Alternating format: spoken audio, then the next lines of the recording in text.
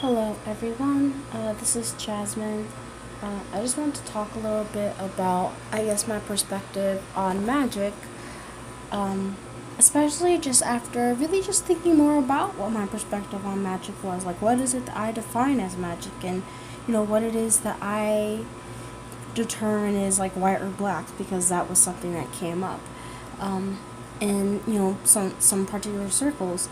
And so as I was just thinking about it and just really mulling it over, because for me, just as a very like mental kind of person, and really I was just thinking about, well, okay, so language, and thinking about how language really is the art of communication and what it really means, what is the sacredness of language. And so I was really just thinking about the heart of what these words represent, or at least what they represented when they were originally created, if you will. So, even when we discuss magic and what magic is defined as, and well, it's determined as the arts of the magi's, the magicians, those that practiced these occult sciences of astrology, and all of those things that we have always kind of deemed as taboo, and were prior to, I guess, this new millennia of us really being able to be pretty open about supernatural experiences, or tapping into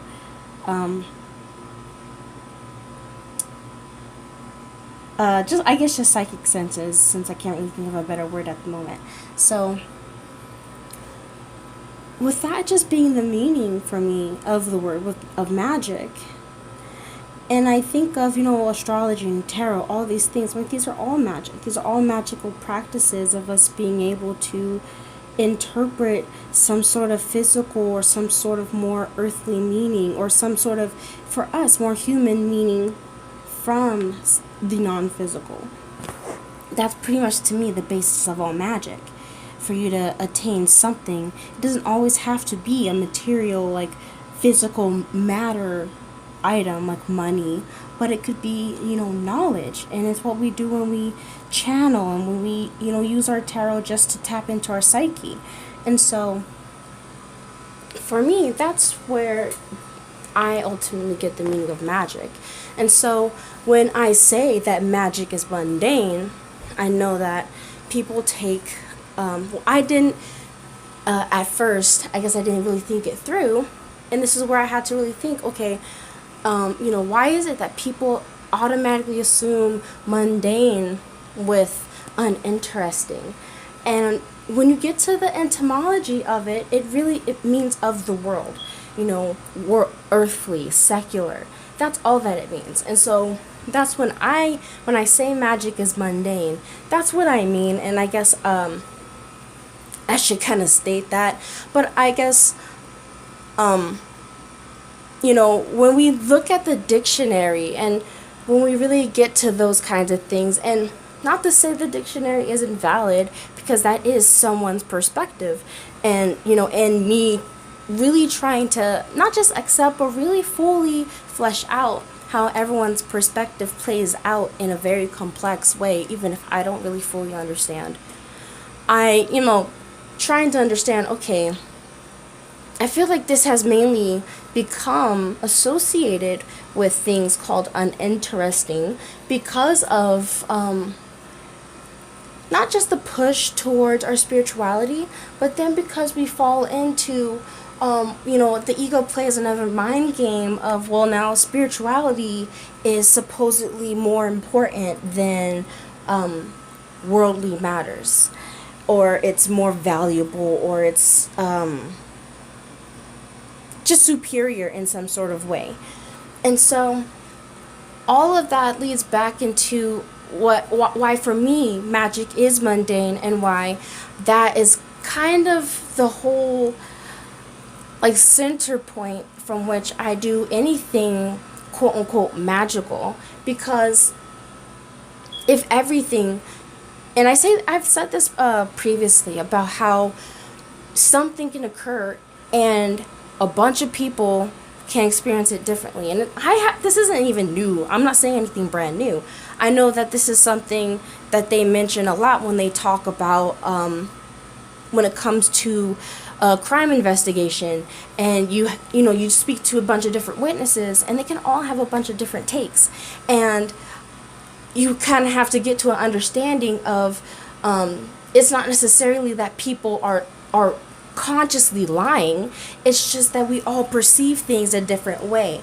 And so that's why, when it comes to, taking witness reports and things like that, it's policing is way more psychological than they play it out to be. It's way more about that if we were really about crime investigation.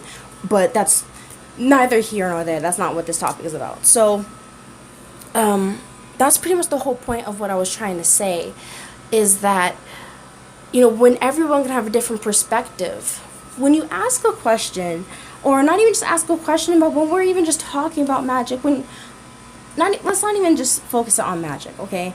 Because that's just something I partake in. Let's just make this more universal. Any field that you're in, cooking, you play with cars, like you're a mechanic or something like that. You play with computers, you do programming, things like that. Whatever field it is that you're in, and everyone can have a different take.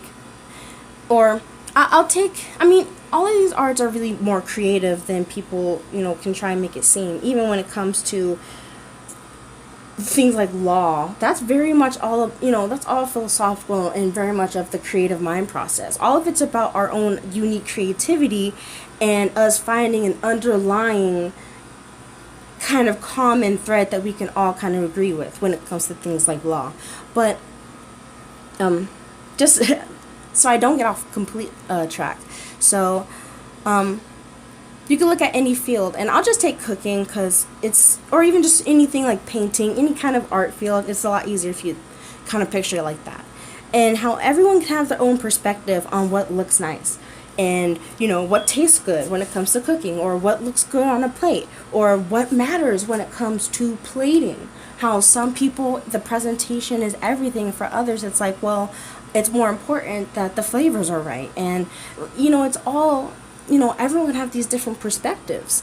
And what we come to learn, and which is the fun of things like cooking, and us being able to be like, where people are like, quote unquote foodies, because you get to try different flavors and you get to see people's different takes on different things. And that's why you see this, not sudden outburst, but you see a fantastic interest in people wanting to explore more outside of their own culture with not just foods, but other the parts of culture, with music, with dance, with literature, with visual media, with everything. And so we can see that, and we've applied that to more of these quote unquote earthly or mundane things, or these aren't even really that mundane, but just to keep it, these are the things we can physically see. And now to apply this, it's time for us to apply this now to our emotional being and our own mental processes, to where we're needing to be less judgmental of people's perspectives. And it's not like I've got this perfectly down or anything, but this is ultimately what I feel is the message that, not just for the message that I feel I am ultimately supporting, but the collective is moving into that. Age of Aquarius is it's the universal water that connects us all. It's the network that we all build and all contribute to. And so that's why, for me, I guess when we talk about magic and what's magic and what consists of magic, and not even just that, but there's just so many rules that people can put on it. And I guess it's fair enough. People can have their rules, and everyone has their own rules and boundaries for themselves, because that's what we all need. So it's not even to be judgmental of people having rules.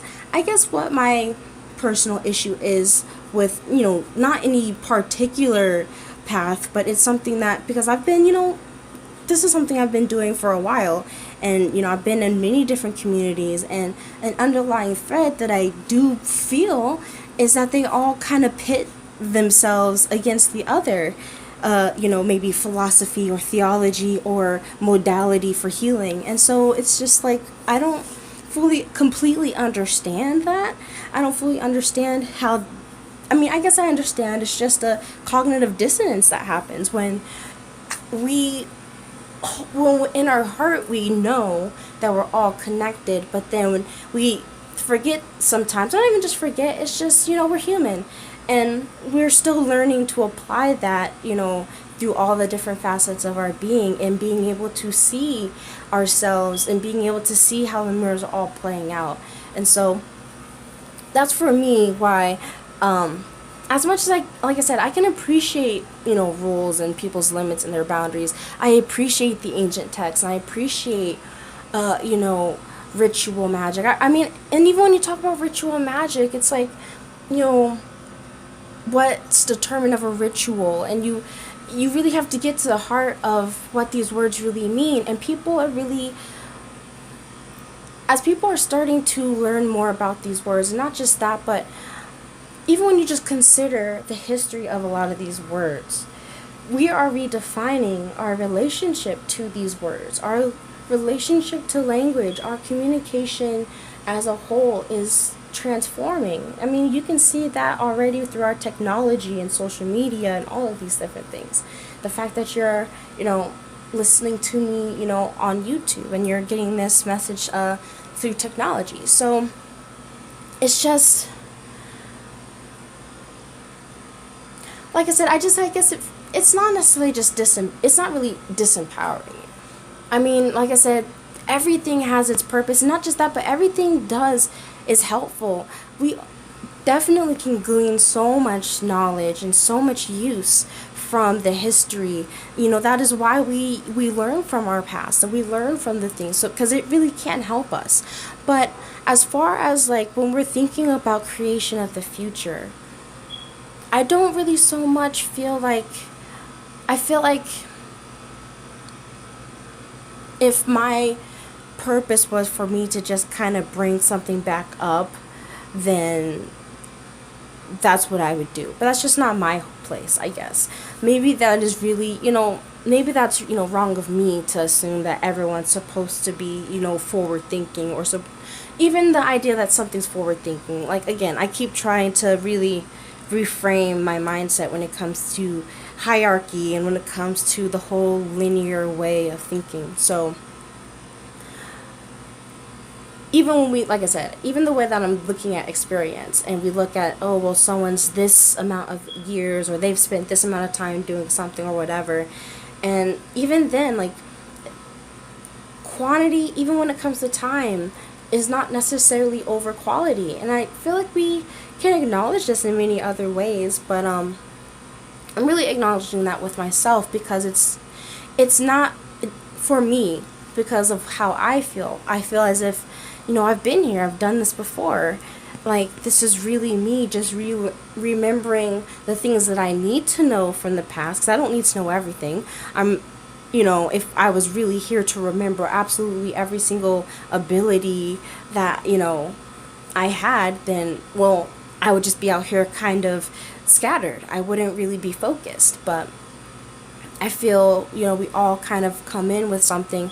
And I do feel like, especially with my particular generation, that we're really here to redefine structures in all the different facets of our life and our being, through different structures of our government, the way we consider finances and wealth and abundance, our relationships, the way we even think about relating with other people, changing our relationship with the earth, changing so much. Everything's being redefined and radicalized. And so for me, that's what excites me about magic, and being more forward thinking about, maybe even taking things from the past and giving it a twist, giving it our own personal flair. And I personally feel like that's really the message for not just me, but for many of us, because just not with many of the clients I've been reading for lately, but just from a collective, that we need to trust more in our gifts, trust more on ourselves, go within. We don't have to rely so much on other tools, on other resources. again, it's all about the balance. There's nothing wrong with asking for help. There's nothing wrong with, seeking help or seeking, maybe a little bit of further confirmation. Like, again, it's about, having an acceptance for ourselves and for our humanness of, not knowing everything. But right now, I think we really need to trust ourselves a lot more and trust our intuition way, way a lot more. So, yeah, I guess this kind of did get off track regardless, huh? But, guess just to bring it back full circle of what magic means to me and how I feel magic is mundane. And so for me, that means everything is magical. And I feel enlightenment isn't about learning so much more quote unquote book knowledge. I feel enlightenment is kind of even having the fun and realizing you don't know so much and learning so much more through experience. I mean, when you think about that Gemini and Sagittarius axis, which is where my sun and my nodes are, where the Gemini is all in the thoughts. It has the capacity to understand and really perceive a lot of different ideas and different perspectives. But then Sagittarius is about actually, going out there and experiencing the different, the different sensations, the different paths that are there.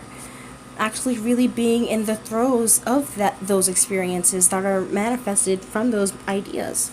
So yeah, maybe that's just, me and just me feeling that way about my particular path. So I can ultimately just disclaim this as my perspective of magic and how people and their perceptions of magic are changing, and what it is that we consider magic and what's not, and what's white and black, and all of these different rules and boundaries and labels that I feel did serve their purpose, and definitely served their purpose in the past. But I just feel like moving forward into the future, these labels are just way more limiting than what I feel when we're really talking about these categories, what they really truly encompass. And so I don't know, I guess I was just wanting to put that out there and just wanting to talk about that, because there's talk of what's, white magic and what's black magic and what's this and that. And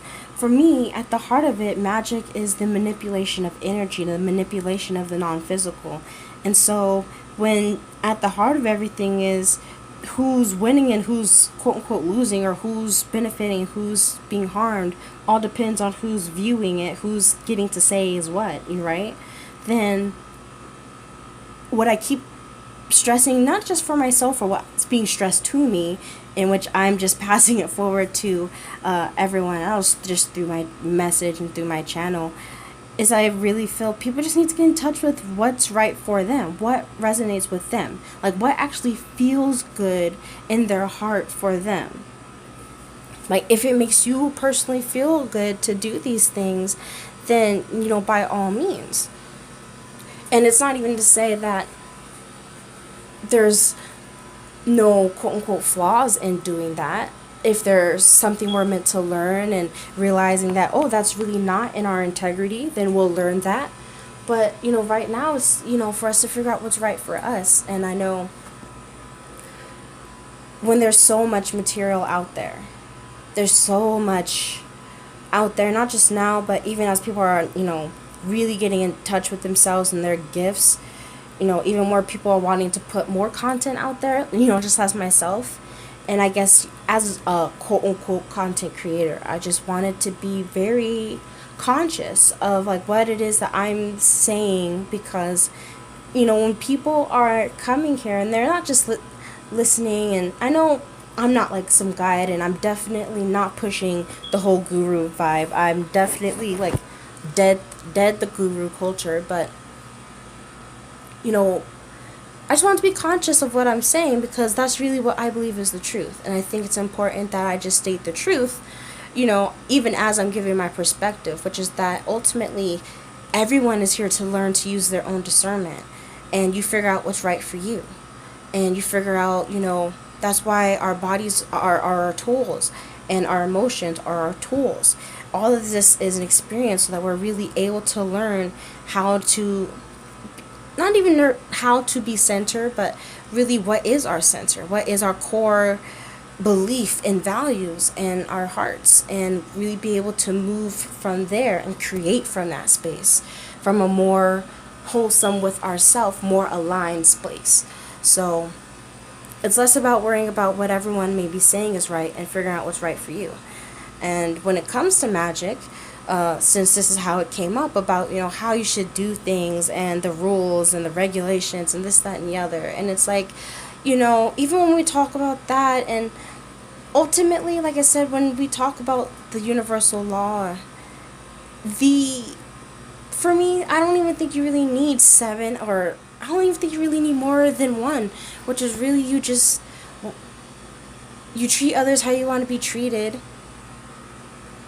and you just follow your own path. I mean, I guess that is more than one, but it's, you really just go within, follow your own heart. And right now, through us really following our own rhythm, through us really following our own rhythm within the rhythm, I feel like that's really our path and like our bridge to really being able to live in a more comfortable and a more creative, more free, more passionate life.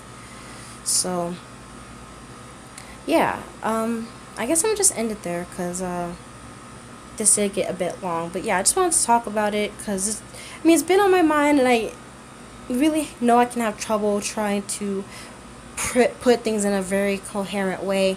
And I'm realizing it's not even necessarily just that I'm not able to, which is partly it, but also because, again, these things don't really fit in these boxes. I don't think these concepts that we are unleashing, we're leading the charge of, fit in these old categories and these old labels that we've used.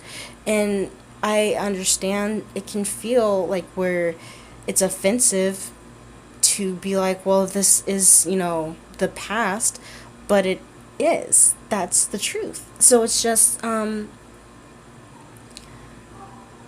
acknowledging personally for me what works and what doesn't. And for me, ritual magic in the way of like very much following someone else's way, and not that, I guess, again, let me try and rephrase this, as far as when it comes to our own personal spiritual practice and what really flows with us. I think it's awesome and beautiful for us to get inspiration from other people, but even when we do get inspiration, I think it's kind of important that we always try to incorporate our own little personal twist, even if it's the tiniest, smallest thing, because I feel like it's that personal, unique energy that you put into it that really connects you to that ritual, if you get what I'm saying, or really connects you more a little bit to that energy, which is why I think, or at least, not I think, but usually there's, especially if you're doing a more personal ritual or something, it's you include something that's personal to you, like, your life path number or something like that. But yeah, just really choose what resonates with you. And like, if it doesn't jive well, or it doesn't really give you like, it brings you some sort of anxiety or anything like that, then like, don't do it. Like, and even as I'm saying, like, if it brings you anxiety to be like, no, I need instructions, or I feel much more comfortable with a lot more structure, then yeah, like, dude, tell me piss off. Like, you don't have to listen to me. But I just wanted to put that out there because I know that, especially for myself, like, as I, first got on this journey, and I've always been more inclined to the radical side, but, when you're first starting off, you do feel like you kind of have to follow the rules as someone else said, because they do have more experience. But ultimately, even when you get advice, or you approach any sort of quote unquote professional, the bottom line is you do what feels right for you. Even when you hire a professional trainer or whatever, like, even if they're pushing you, and that's the whole point, is that they're supposed to help you, kind of push you a little bit past your limit. Ultimately, if at the end of it all, or during whatever, it feels wrong, you're like, oh, this doesn't feel right, I don't know if I want to continue, then you don't. And that can be with a ritual, that can be with a spiritual path, that could be, I mean, we do this even with our relationships, with our partnerships, with, our jobs. When something starts to feel weird, we start to think about it more. And so, I guess I just wanted to put this out there for those that may have been really thinking, I guess, or really contemplating their relationship to magic. And, I guess just letting you know that you're not alone, and want to give you my perspective, and know that just don't be afraid to follow your own perspective. You don't have to necessarily, shout it out from the heavens or anything like that, but, just do you. And, you don't have to feel any sort of pressure or any sort of guilt because you don't do things a certain way, because you don't use a white and black pillar candle, or you don't use this and that and the other to do this and that and the other. It's not that serious. Like, life and magic is supposed to be way more fun than that, to me. I guess personally, to me, magic and ritual, I guess it's going to go a little bit longer than I wanted to, because I really do want to talk about this last part, and then I am going to end it. But because my friend Kendra from Pretty Boss TV, she was talking about this. And she was talking about what black magic meant to her, or, just giving her perspective, or she was just really talking about it, and how we connect these rituals, we connect these experiences to trauma. And I thought it was just really interesting that she chose that particular word. And it made sense, though, because as she was explaining, it really reminded me that, again, people do relate so much of ritual to not necessarily a negative experience, but like a shocking experience, to where it permeates their psyche. But I feel like we don't have like that much experience, or we don't feel like we have so much experience relating to things that are more in our hearts, that isn't really attached to fear, or isn't attached to some sort of coercion. Because even when you think about, like, not even to go in on Christianity, but like many religions, when we think about the use of sin and the idea, even the idea of karma, that everything has this feeling of consequence, that you have to worry about the consequence. And again, it always brings it back to this idea of, you can't get into heaven if you're not a quote-unquote good person. And then you gotta get back into this whole idea of, what makes a good person? Like, what is it specifically? What acts is it that they do that makes someone a bad person? Like, it gets into this whole policing situation. And I guess personally for me, I'm just not about that. I'm not about policing people. I'm about people being more empowered. Not just me being empowered and then everyone else just kind of wandering around while I'm empowered. Like, to me, that's not loved. And that's not even success to me. As if we're all connected, like, I'm not winning if we're all just like suffering, So I just wanted to put that out there. I really do want to end this now, because I know this has gone on a bit long, and this fan in the back, this AC fan in the back, is kind of bothersome.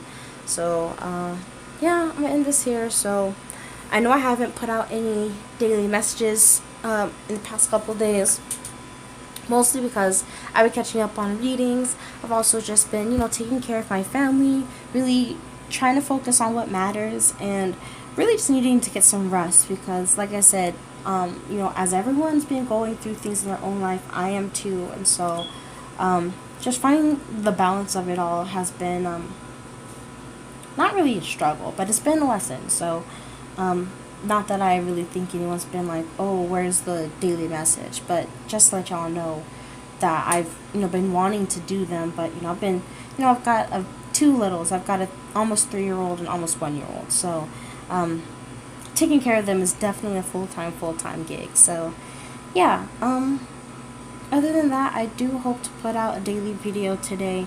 Really am hoping to, so I guess stay tuned for that. Otherwise, I do hope everyone's been doing all right. Again, taking care of themselves. As much as I'm saying that to y'all, I need to do a better job of listening to that. So I'm taking care of myself. So yeah, much love, and of course, many, many blessings to you all. And until next time.